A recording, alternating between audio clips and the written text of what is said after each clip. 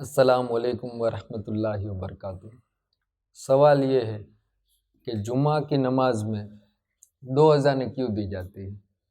باقی آپ دیکھیں گے کہ پانچوں وقت کی نماز میں ایک ہی اذان دی جاتی ہے۔ یہ برسوں سے آپ اور ہم جمعہ کی نماز میں دو اذانیں سنتے ہیں، لیکن ہم نے کبھی جاننے کی کوشش نہیں کی کہ یہ دو اذانیں کیوں دی جاتی ہیں۔ تو یاد رکھ لے کہ حضور صلی اللہ تعالیٰ علیہ وسلم کے دور میں اور اسی طرح سیدنا ابوبکر صدیق رضی اللہ تعالیٰ عنہ کے دور میں اور اسی طرح سیدنا فاروق اعظم رضی اللہ تعالیٰ عنہ کے دور میں صرف ایک ہی اذان تھی، اور اس کو اگر آپ پڑھنا چاہیں تو بخاری شریف کی حدیث نمبر 912 ہے انٹرنیشنل نمبرنگ کے مطابق، اس میں یہ ڈیٹیل آپ کو مل جائے گی کہ آقا علیہ السلام کے دور میں، سیدنا ابوبکر صدیق کے دور میں اور سیدنا فاروق اعظم رضی اللہ تعالیٰ عنہ کے دور میں اور سیدنا عثمان غنی رضی اللہ تعالیٰ عنہ کے شروع کے دور میں یہ ایک ہی اذان تھی۔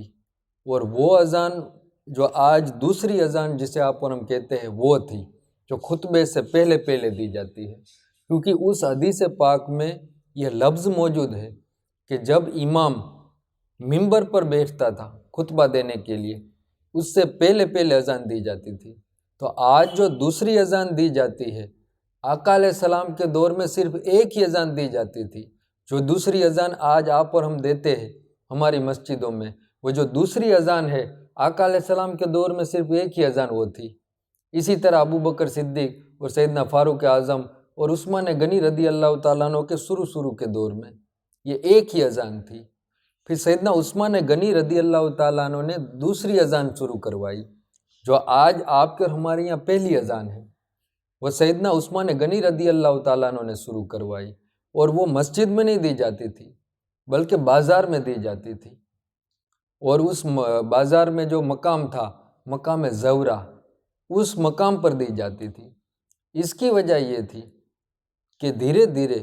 آقا علیہ السلام کے دور کے بعد سیدنا ابوبکر صدیق کے دور میں اور سیدنا فاروق اعظم رضی اللہ تعالیٰ عنہ کے دور میں مدینہ طیبہ کی آبادی بڑھتی گئی اور زیادہ سے زیادہ آبادی ہونے لگی۔ جو آقا علیہ السلام کے دور میں مدینہ طیبہ کی جتنی آبادی تھی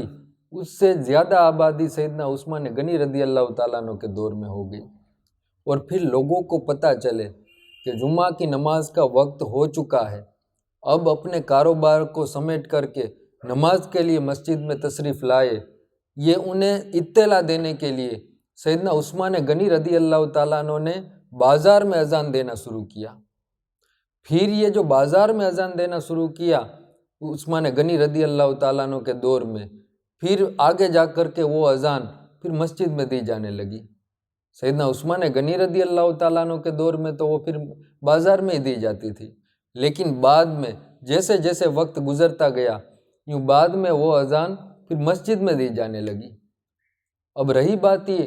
کہ سیدنا عثمان غنی رضی اللہ تعالیٰ عنہ نے ایسا عمل شروع کیا تھا جو عمل آقا علیہ السلام کے دور میں نہیں تھا، لیکن اس کو کوئی بدعت سیئہ نہیں کہہ سکتے، یعنی وہ بدعت جو بدعت حرام ہے وہ نہیں کہہ سکتے۔ اس کی وجہ یہ ہے کہ آقا علیہ السلام کا یہ فرمان حدیث پاک میں موجود ہے کہ علیکم بسنتی و سنت الخلفاء راشدین المہدیین، کہ تم پر میری سنت اور میرے خلفائے راشدین کی سنت کو اپنانا لازم ہے۔ تو کیونکہ سیدنا عثمان غنی رضی اللہ تعالیٰ عنہ خلیفہ راشد ہے، اسی لیے مسجد میں یہ اذان اس وجہ سے دی جاتی ہے کہ سیدنا عثمان غنی رضی اللہ تعالیٰ عنہ کی سنت کو بھی اپنانا، اس کا حکم آقا علیہ السلام نے عطا فرمایا ہے کہ علیکم بسنتی و سنت الخلفاء راشدین المہدیین، کہ میری سنت اور میرے خلفائے راشدین کی سنت اپنانا تم پر لازم ہے۔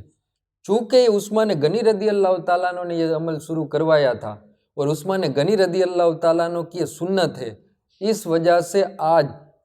ہر مسجد میں،